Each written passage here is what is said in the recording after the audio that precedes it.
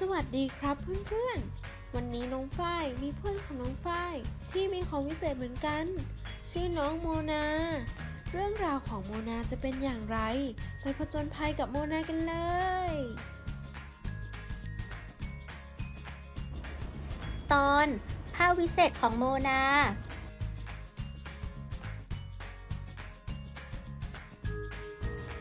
ในวันเกิดครบ3 ขวบของโมนา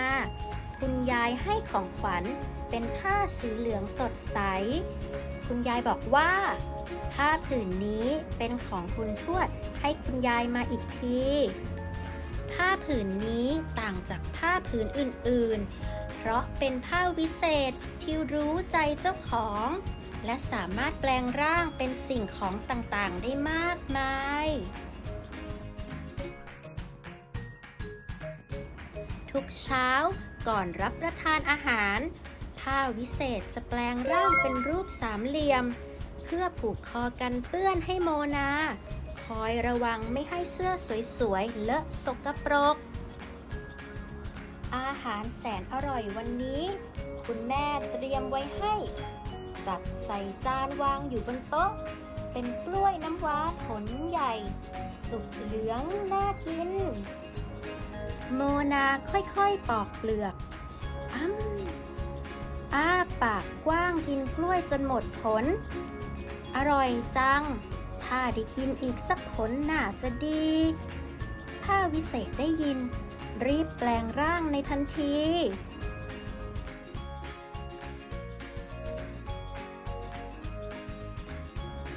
ขอบใจนะแต่เธอเป็นผ้าวิเศษเราไม่กินเธอหรอก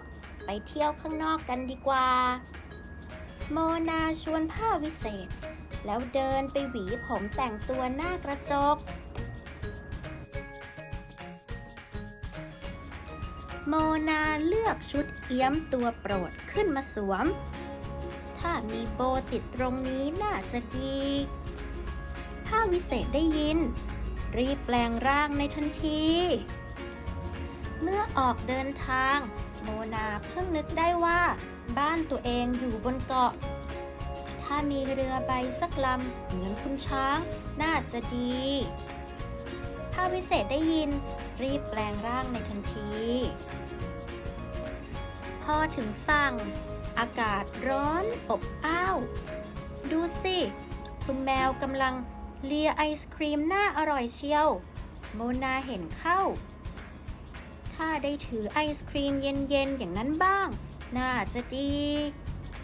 ผ้าวิเศษได้ยินรีบแปลงร่างในทันทีหลังจากเดินเล่นไปมาโมนาเห็นผู้คนยืนมุงดูรอคุณลุงหมีนักเล่นกลเสกกระต่ายออกจากหมวกรอแล้วรออีกอ้าวกระต่ายน้อยหลับนี่นา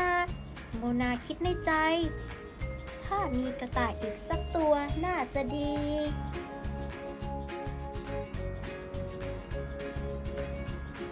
ผ้าวิเศษกลายร่างเป็นกระต่ายหูยาวๆกระโดดตุบออกไปโมนานึกสนุกทำท่ากระต่ายกระโดดไปพร้อมกัน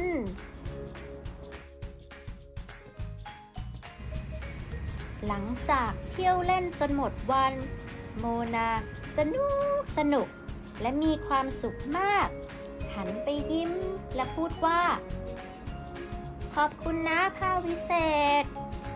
ส่วนผ้าวิเศษพูดไม่ได้แต่ทำเสียงเด็กๆลองทายดูสิจ๊ะว่าเป็นเสียงอะไร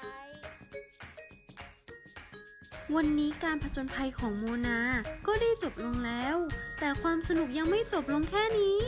การผจญภัยของเพื่อนน้องฝ้ายคนต่อไปจะเป็นใครติดตามได้ที่ YouTube Channel น้องฝ้าย and Friends สามารถสั่งซื้อหนังสือนิทาน2 ภาษาจากสำนักพิมพ์บ้านแปลนบริษัทแปลนสาราจำกัดได้ที่ www.banplanpublishing.com หรือ Facebook Fanpage บ้านแปลน World